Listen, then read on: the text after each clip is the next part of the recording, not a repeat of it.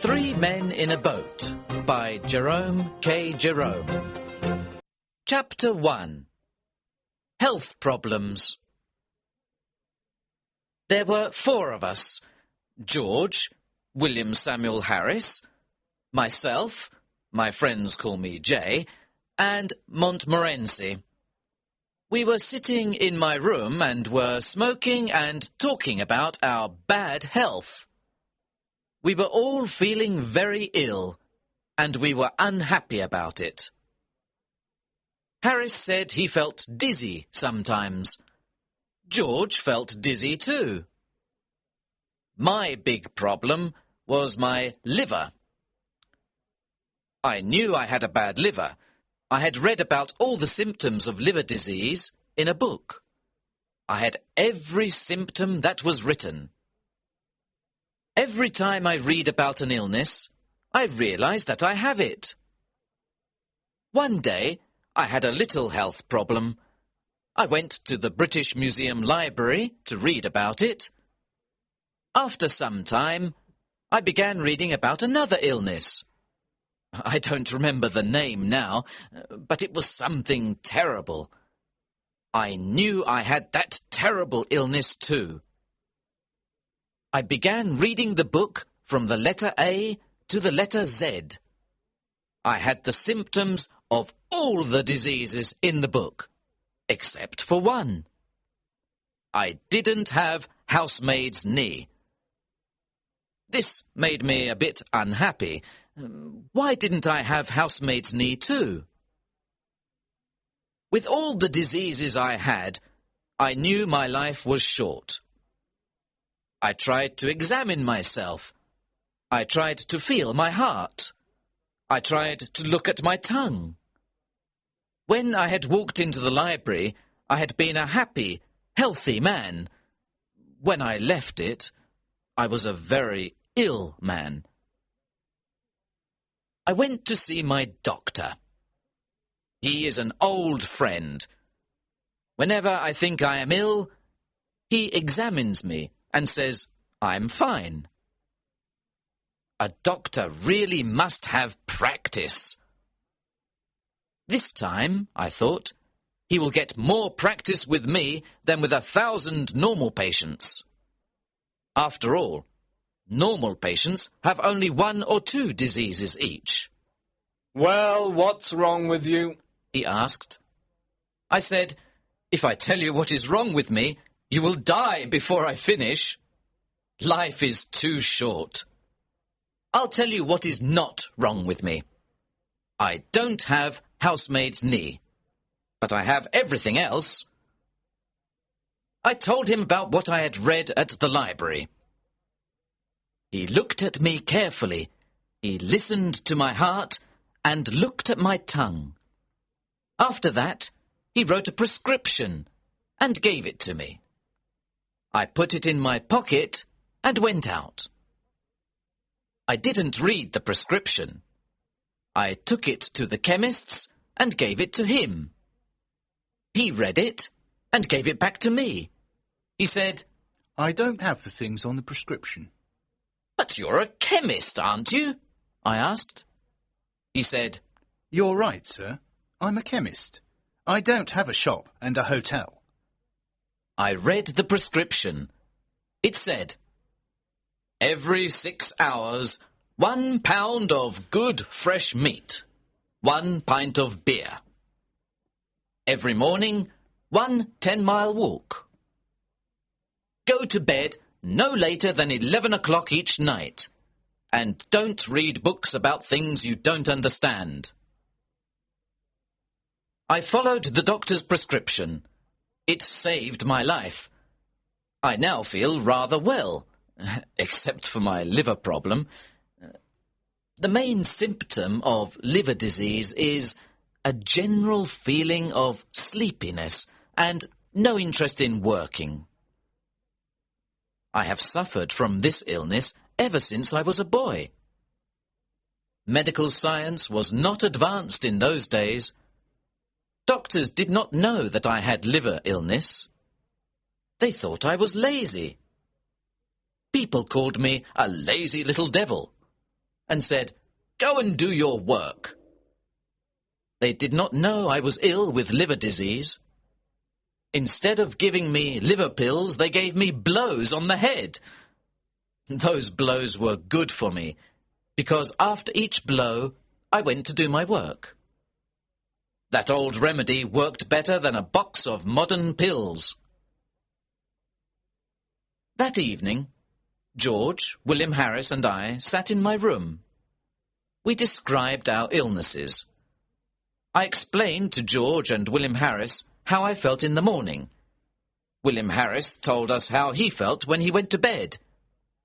Then George stood up and told us how he felt at night. George always thinks he is ill, but there is really nothing wrong with him. At that moment, Mrs. Poppets, the housekeeper, served our dinner. We were not hungry. We ate some meat, onions, and cake. We had no interest in food. We began talking about our illnesses again. We all knew that our illnesses were caused by too much work. "We need a rest," said Harris. A rest and a change, George added. Our minds are tired from too much work. We must rest our minds. "Let's go to the countryside," I said. "We'll find a nice, quiet place with no people." Harris said, "Oh, how boring. In the country, everyone goes to bed at 8 o'clock. You can't even find a newspaper. If you want a rest and a change, then the best place is the sea." "What a terrible idea," I said. "A sea trip gives you seasickness. Who wants a whole week of seasickness? You leave on Monday and you're feeling well. On Tuesday, you feel worse. Then on Wednesday, you're really sick. On Thursday and Friday, you're almost dead. On Saturday, you can finally drink a few teaspoons of tea.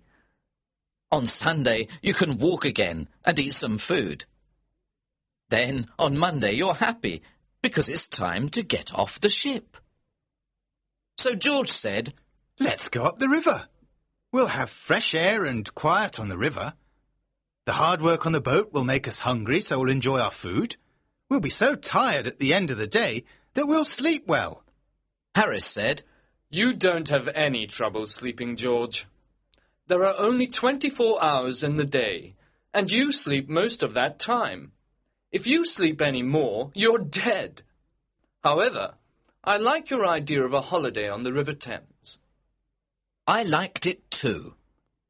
George was surprised that we both liked his idea.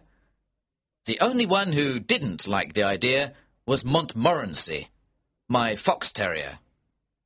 He looked at us with his big eyes. "You like the idea, but I don't," his face said.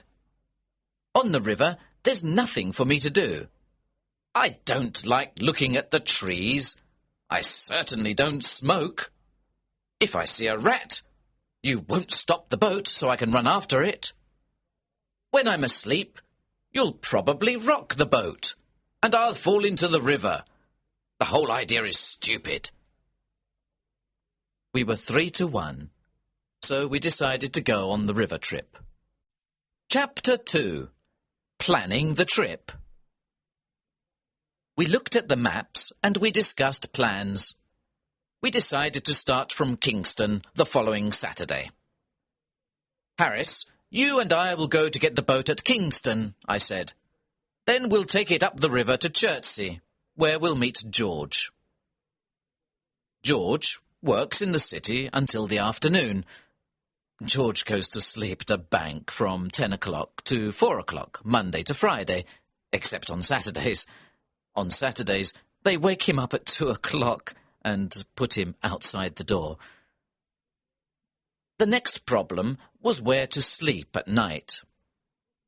George and I didn't want to sleep in inns. We wanted to camp out in the middle of nature. "How beautiful," we said, "sleeping in the country, under the stars, by the river." I can imagine it all, I said. There is a golden sunset. The river is moving along quietly. The forest is full of trees and birds. The grass around us is green, and little flowers grow here and there.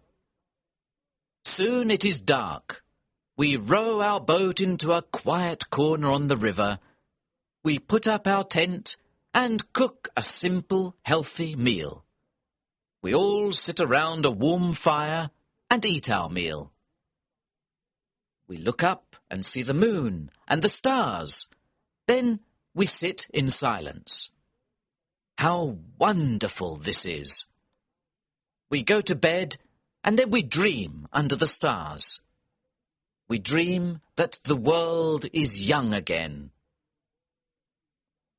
As we all sat there dreaming, Harris said, "What happens if it rains?" There is nothing poetic about Harris. He is not romantic at all. If Harris ever has tears in his eyes, he is eating raw onions. If you stand by the sea with Harris and say, "Listen to the sounds of the sea. Can you hear spirits singing sad songs? The songs of those who died in these waters?" He will take you by the arm and say, "I understand, my friend. You're not feeling well. Now, come with me. I know a place around the corner here where you can get some good whiskey. You'll feel better soon." Harris always knows where you can find a good whiskey. Harris was right about camping out when it rains. It's not nice at all. Just imagine. It is evening. You are all wet. There is water in the boat, and all your things are wet. You find a place on the riverbank. You get out of the boat and pull out the tent. Now, 2 of you try to put it up. The tent is wet and very heavy. It is raining hard. The wind is blowing. The wet tent flies about. It falls on your head and makes you angry. It is difficult to put up a tent in good weather. It is impossible to do so in wet weather. The other man is of no help at all. He is a complete fool. The wind continues to blow and the rain continues to fall. You look at the other man and say, "What are you doing with your side of the tent?" "What are you doing?" he answers. "Don't pull on your side," you shout. "I didn't pull. You pulled," he shouts. "You're doing everything wrong," you shout. "What?" he shouts. "I can't hear you." "You don't know how to put up a tent. We'll never put up this tent," you say. At this point, the third man has pulled the boat out of the water. He is completely wet. He wants to know why the tent isn't up yet. Everyone is wet and angry. Harris was right. Camping out in rainy weather is not a good idea. We decided to camp out in good weather and to sleep in an inn or a hotel in bad weather. Montmorency agreed with this decision. He likes inns and hotels. Montmorency doesn't like the quiet life. He prefers noise and confusion. He looks like a good, well-behaved dog, but he's not. When you look at Montmorency, you see an angel from paradise in the form of a small fox terrier. You think he is a sweet, gentle little dog. When old ladies and gentlemen look at him, tears come to their eyes. When he killed 12 chickens, and I paid for them, I changed my opinion of Montmorency. In 1 year, he had 114 street fights with other dogs. An angry woman brought me her dead cat and called me a murderer.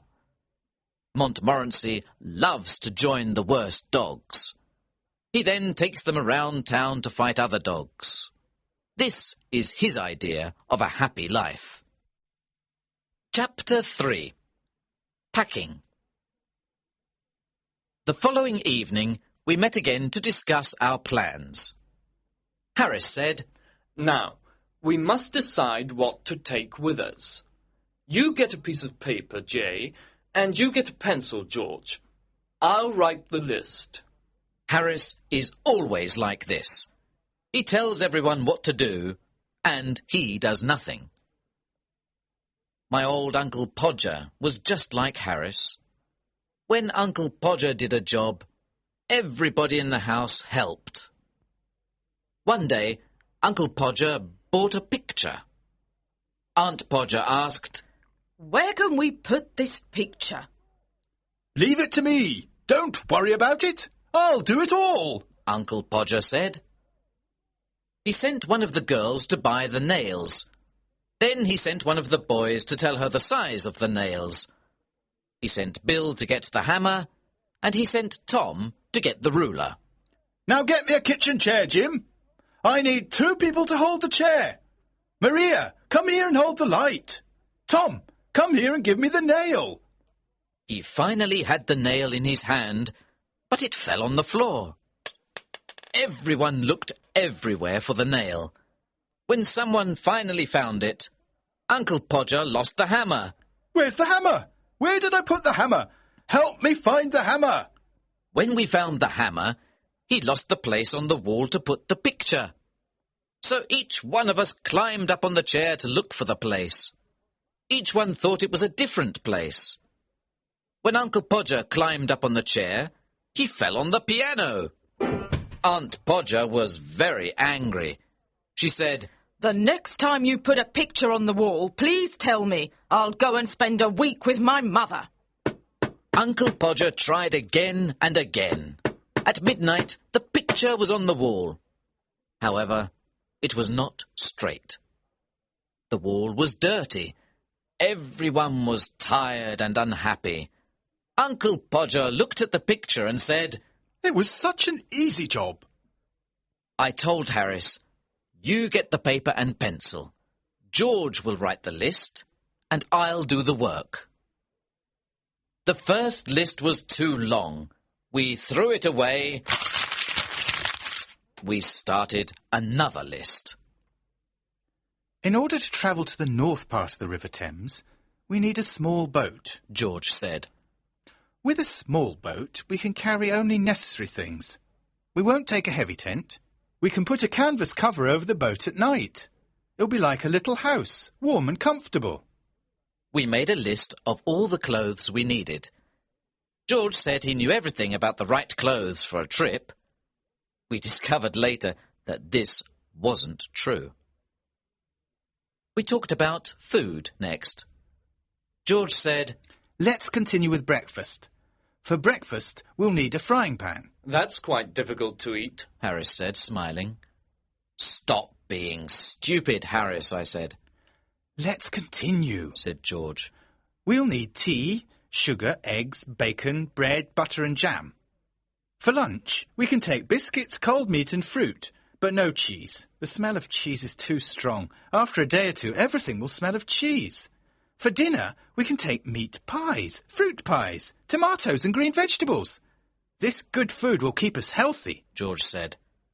We didn't take wine or beer because they both make you sleep. George continued, We'll also need a teapot, a pan and a camping stove. We don't want a paraffin oil stove. Oh, no, not a paraffin oil stove, I said. We once took a paraffin oil stove. It was horrible.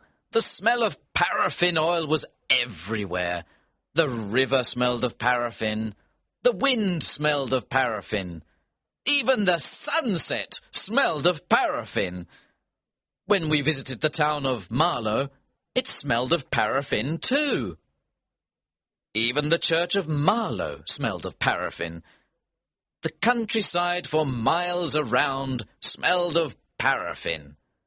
We decided never to take a paraffin oil stove again.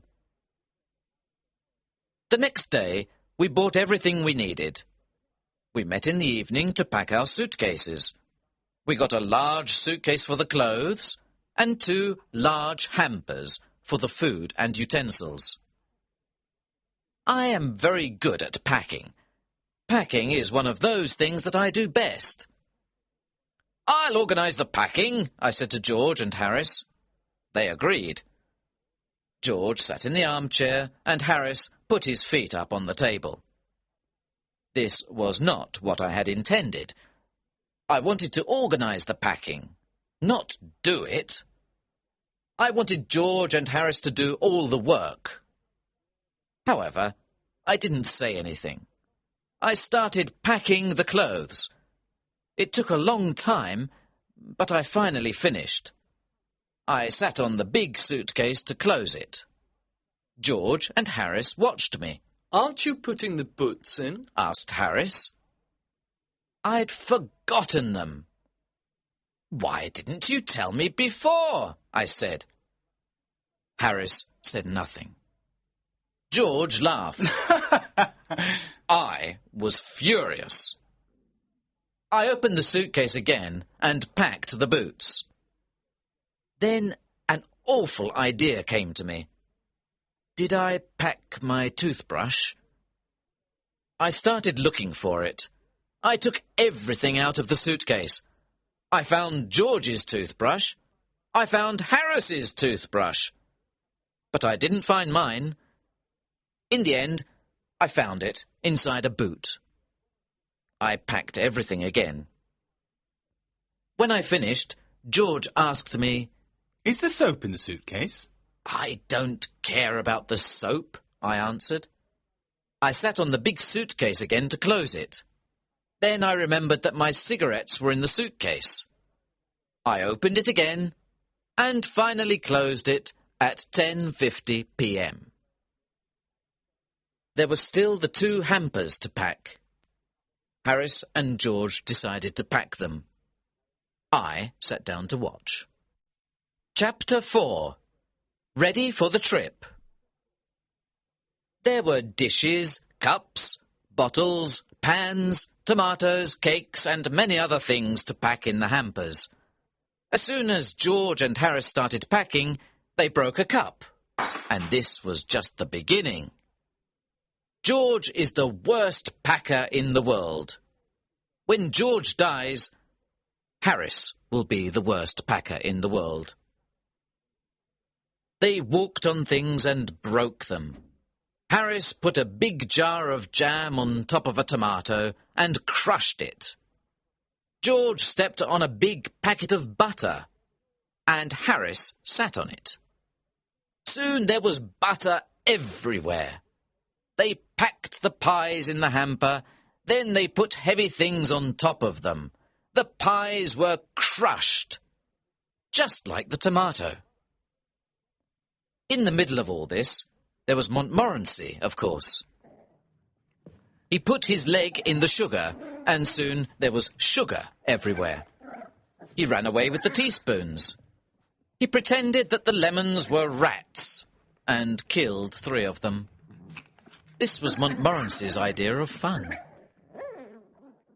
At 1 in the morning, the packing was finished. We were ready for bed. George said, What time shall I wake you up? Harris said, 7 o'clock. I said, 6 o'clock. Wake us up at 6:30, George, we said. It was Mrs. Poppets who woke me up the next morning. Do you know that it's nearly 9 o'clock? What? I shouted as I jumped out of bed.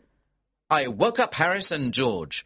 We began to get ready, and we remembered that we had packed our toothbrushes.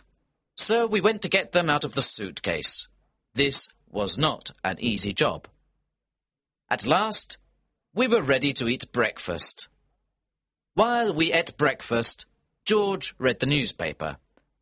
He told us about the people killed on the river and about the bad weather report. George went to work, and Harris and I finished our breakfast. That morning, Montmorency invited 2 of his friends to the house. They fought most of the time. When we were finally ready, we carried our luggage to the road. We waited 20 minutes for a taxi. Taxis usually come every 3 minutes. A crowd of people was watching us. They looked at us, at Montmorency, and at Montmorency's friends. They looked at all our luggage. A big suitcase, a small bag, 2 big hampers, some pans, some umbrellas, 5 coats, and raincoats.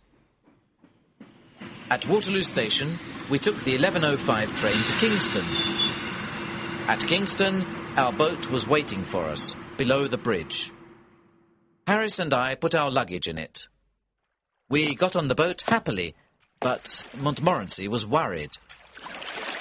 Harris took the oars and we started our 2-week trip on the River Thames. Harris was wearing a red and orange blazer. It was a beautiful, sunny day. We were enjoying the first moments of our holiday. When we passed Hampton Court Palace, Harris asked, "Have you ever visited the maze here?" He said he had gone into the maze once to show a friend. He studied a map of the maze before going in. He knew it was very easy to get out again. Harris said to his friend, "We'll go in and walk around for 10 minutes. Then we'll come out and have lunch. It's very easy. Take the first turn to the right each time." In the maze, they met some people who had been there for 45 minutes. They wanted to get out because they were lost. Harris said, "Follow me. I'm going out in 10 minutes. The people thanked him and started following him. Other people began following Harris too. Some of them were worried and afraid. He continued turning to the right, but he was still in the maze. Harris got lost. The people were angry with him. They all started calling for help. A young keeper heard them and came to help, but he got lost too. Finally, the old keeper came back from lunch. He let the people out. Everyone was tired and angry.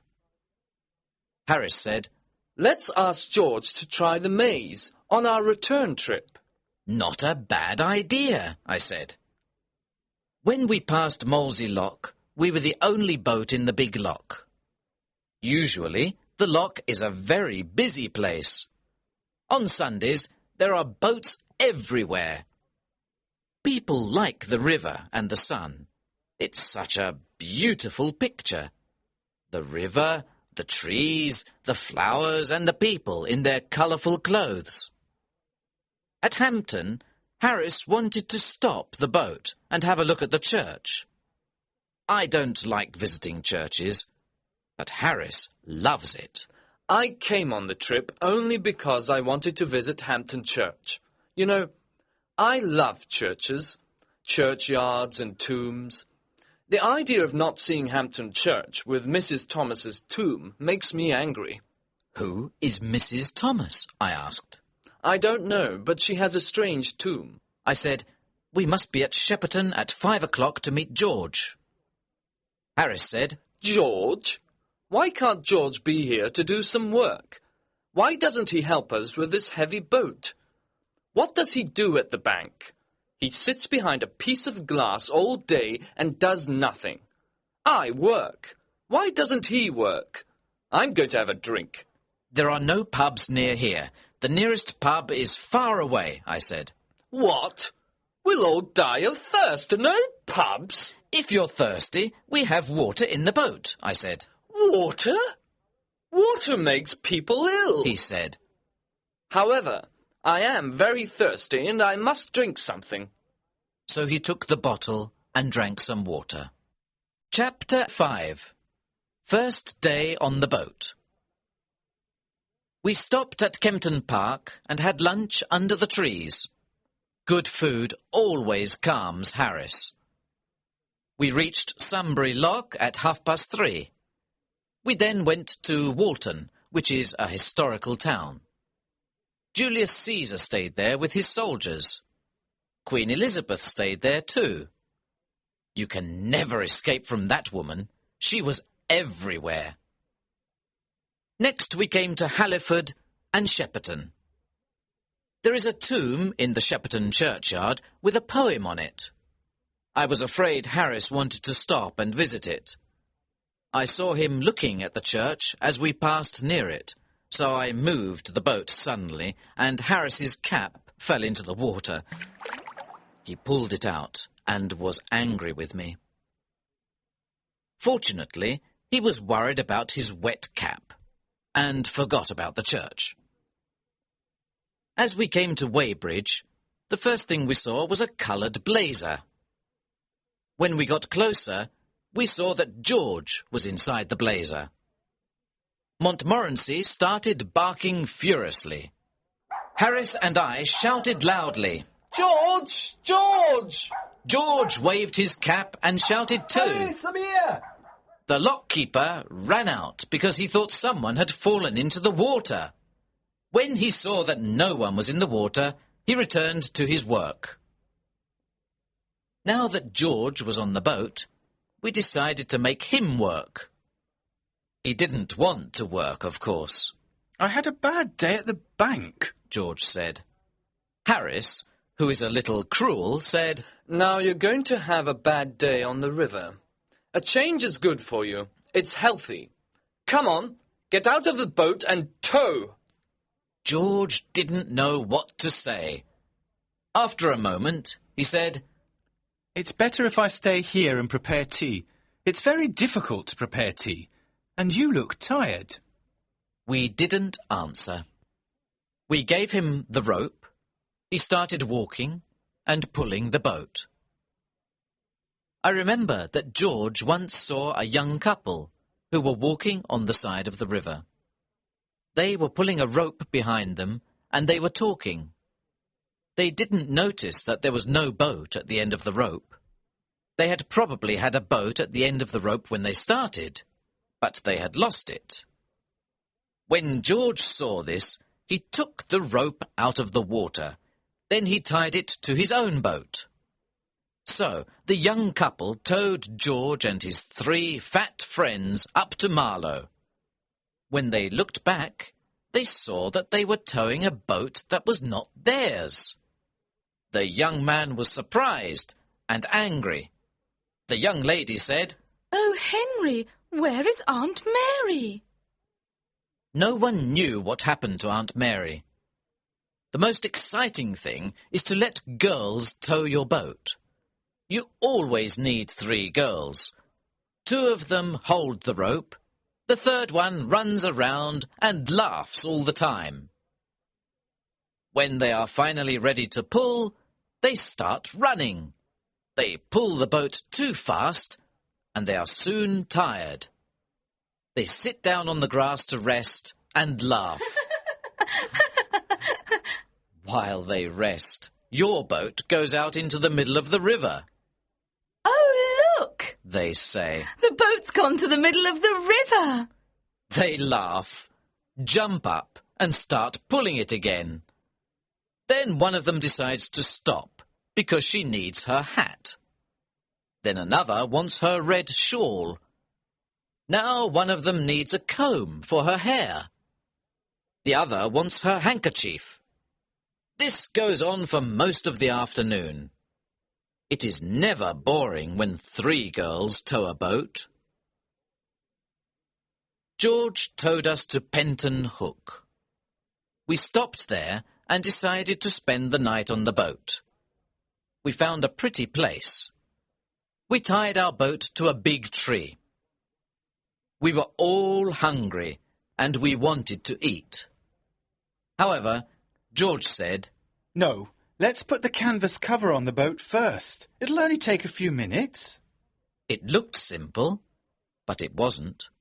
There were 5 metal rods. You put them into special holes on the side of the boat. I didn't think this was dangerous work, but it was.